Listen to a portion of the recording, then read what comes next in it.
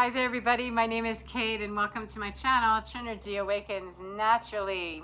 So I want to talk to you today about losers and leaders and how yesterday's losers are today's leaders, and today's leaders are definitely losing. The first shall be last and the last shall be first. I had a wonderful illustration of that. I'd heard somebody say something like that, the last shall be first, as above, so below, and all this. And, I thoroughly agree with that, of course. It's just that when it's emphasized in my life and in the natural world and it's relative to me specifically, I have to chuckle. And I definitely wanted to pass this on because it was a beautiful illustration of what that means to me.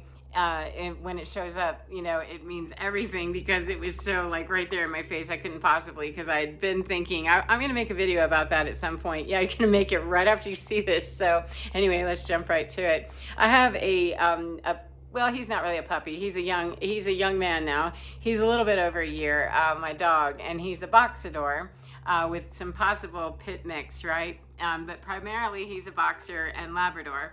And the first time when I got him, he was 4 months old, and he had spent his entire pretty much existence after being abandoned. He had spent his time with his brothers in a kennel in the next county north of me, and he spent all that time until he was 4 months old. And so he was used to playing with his brothers and being his goofy self and whatever. And so when I got him, he was a little awkward with trying to figure out what cats were and other dogs, and socialization has just been awkward for him because he's a boxer mix.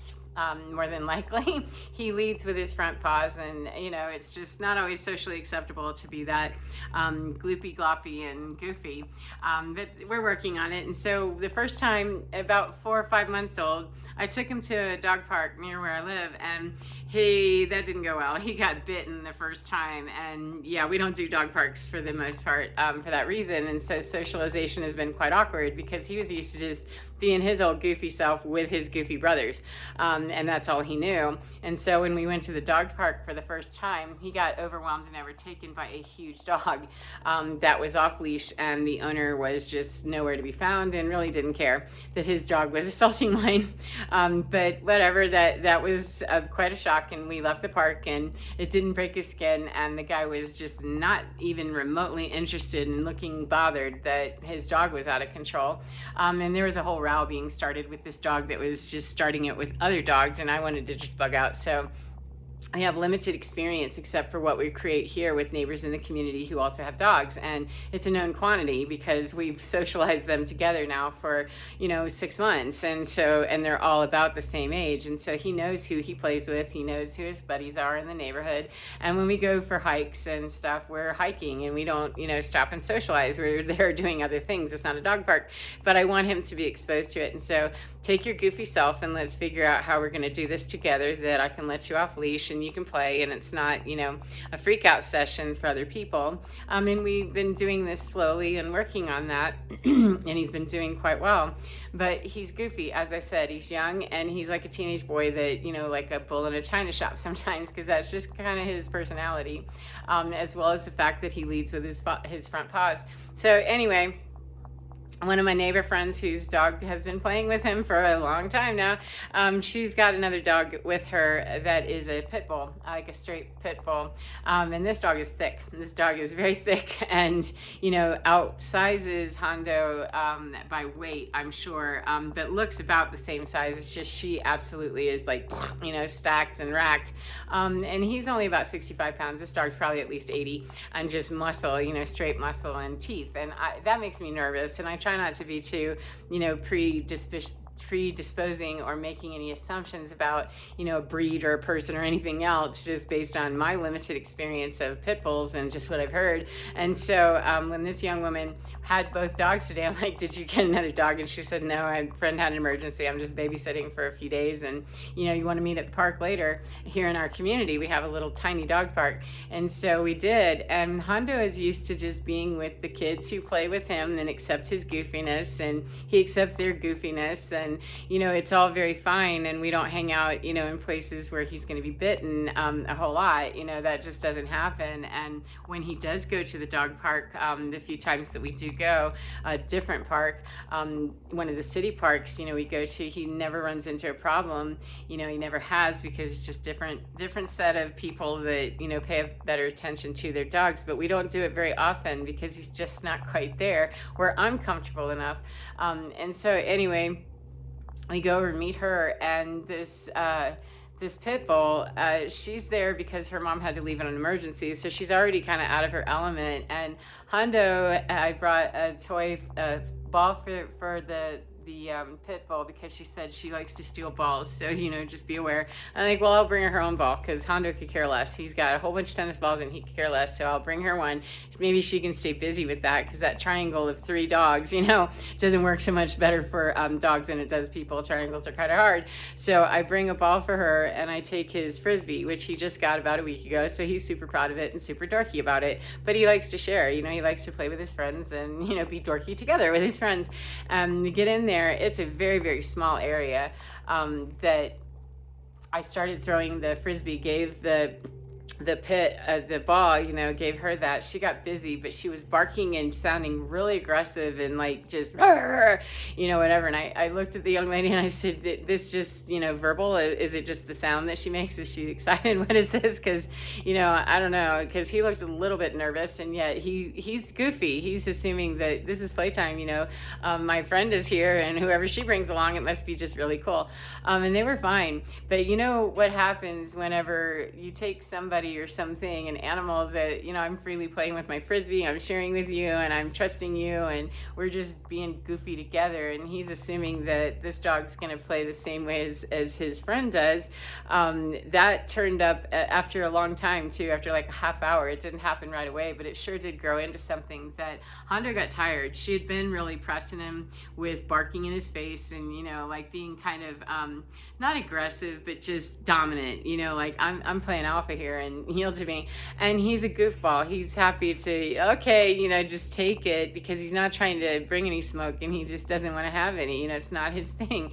It's not his nature to want to be aggressive. If he ever topples someone, it's just part of the game. That's part of what his DNA tells him to do. And he's not trying to assert any dominance, not really, because he just steps off of it quickly, like, okay, let's do it again, and tags over, your turn. So it's really kind of his goofy personality. And it turned aggressive. This young woman and I were talking, and then before either one of us could figure it out, because we've been there for a half an hour, 45 minutes, before either one of us realized what happened or what led to it, I think what happened was he absolutely was just done, because he launched into her just, I mean, teeth. I haven't seen those teeth like that. The last time I saw him like that, the vet was pulling him back to check him, and make sure all his puppy teeth were gone. So I was like, oh my God, it took me a second to figure out what the hell is just happening here, that I'm seeing lots of teeth and hearing a lot of very aggressive stuff, and that's my dog that's doing that. What the hell? And he was not having it. He absolutely turned her over, this huge, thick, alpha dog that had been playing a little bit rough and very verbal and just bullying, what to me seemed like bullying. But, I'm not a master of dog behavior. However, that was just what I was observing, is it seems like she's just kind of intimidating, and, as long as she's not being unkind, or they're not fighting, then I don't care how they play. He doesn't look like he's bothered by it. Well, something happened that he became quite bothered, and he turned her over and just was going at it really, really hard, to the point that both of us, about 3 seconds into it, going, what just, oh yeah, we got to separate him. I don't think he would have done anything to her. I'm not sure, though. I'm not going to say that, but we had just been talking about that, it's very precarious when we don't know the complete temperament of a dog, a person, a situation. We don't really know, what the potential is. We've never seen that smoke. We've never seen, how are you going to deal with that when my gangsta comes out? And if we've not seen that, it can be quite shocking. You go, oh wow. And if I had been on the receiving end of that as a person, like if I'm messing with somebody and I'm bullying them, I'm pushing them, I'm, just poking the bear, it can be quite a shock, I imagine, to have that just turn around and haul up and slap me or something, because this dog looked like, what just happened here? That he pinned her, and I don't know that he would have bitten her. He hadn't, so I'm thinking he wouldn't. But I got to tell you, it reminded me of David and Goliath. Like, don't underestimate your opponent, that is all goofy and goopy and, seems like they're just stupid, or seems like, that they're just going to be all Andy Griffith about it, and it wasn't, it was not that at all. It was I'm done with whatever this is, and I'm pinning you now to let you know that you're going to stop that we're over with this. And we agreed when we looked over the dogs that nobody's got broken skin, there's no blood gushing out anywhere, that we're done, we're going to separate and go on.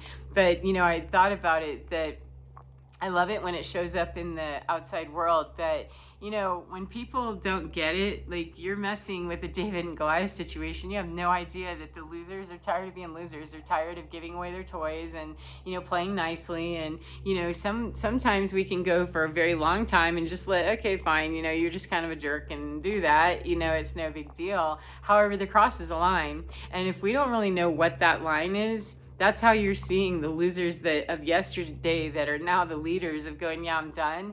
That the losers are pretty much becoming the leaders, and the leaders are becoming the losers, because they weren't heeding the warning signs. They weren't heeding this is leading up. This is where, you can stop, Buttercup, because I'm done. I don't want you doing that anymore. It's quite bold when humans, dogs, whatever, when we're not paying attention, or we make assumptions about somebody, that, here's this dog that outranks and outweighs, and pretty much, outbreeds, if you will, my dog, and yet he pinned her. Like, I'm done with you, for whatever reason. I am done with this, that you're not going to do whatever you were doing. Whether he was in the right or wrong, I can't say, 100%, because I didn't see it leading up to. However, that's also the case with just people in general, that we got folks that are messing in areas where you have no idea, Goliath, that you're challenging David, who knows from his own internal dialogue and his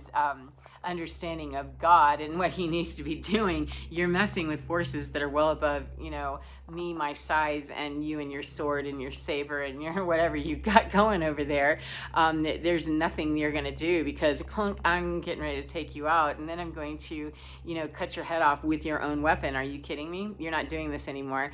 And so to me, it was just a perfect illustration of how it is that we're seeing the transition into New Earth and new leaders of yesterday, that you're seeing people who don't look like, leaders. You're seeing people who don't seem like they should be. And yet under the new paradigm, as it all has to change, right? It all is changing. And if you look in government situations or in high level, corporate situations or something, you're seeing leaders that look very different. They act very different, some of them. And those ones that are crusty, musty, dusty, and like, yeah, you're yesterday. So yesterday you see them kind of just dwindling and going away, or going to prison, or they're just fading out. And some of them, they're making a whole lot of noise as they're fading out, but you don't realize yet that, yeah, take the warning sign. Did you not hear shots fired? Nope. I'm bigger, I'm better, and I'm Goliath. And David's just going, okay, picking his river stones and getting his little pouch and his sling, and okay, yeah, you're David. And no, you're Goliath, and I'm David, and you don't know what David's got here. David's bringing a whole lot more than what you've got there. So anyway, I thought that was interesting, and even though I don't know the origins of what happened with Hondo specifically, if he started it, I just know that he ended it, that, he has been the underdog that's been very gracious in allowing dogs to kind of bully him, and, that dog was bullying him, it appeared to me. However, he wasn't coming and asking for any assistance. He wasn't being pushed around off his toy, and he wasn't being deterred from playing with his other buddies. So, that's kind of a you thing, that you work that out, and apparently he did. Hopefully he didn't get ghetto about it, but I don't think he did. But that's a perfect illustration of, go on ahead, mess with me. Shots are fired somewhere, and I believe that whoever's fired the shots didn't matter because he ended the war. You know, like, this battle is over because you're losing and I'm done with you now. So that's how it is that we see people who, yeah, don't look like they should be, you know, winning or should be leaders, and yet they're hella strong. They've got weapons of destruction, and you're going down that we don't even know about. And when we doubt them, ooh, we look like a headless giant that was taken away with a stone and then beheaded by our own sword. So ouch. That hurts feelings. So anyway, I hope that's been helpful to you, and I hope that you enjoy your day no matter what part of the day you're in, and get within, because you're within. Your skin is so divine, and your divine is absolutely fine. Your Goliath and your David, yeah, get on in there with your David, because the Goliath, that whole concept is going away anyway. Take care. We'll see you again next time. Goodbye, friends.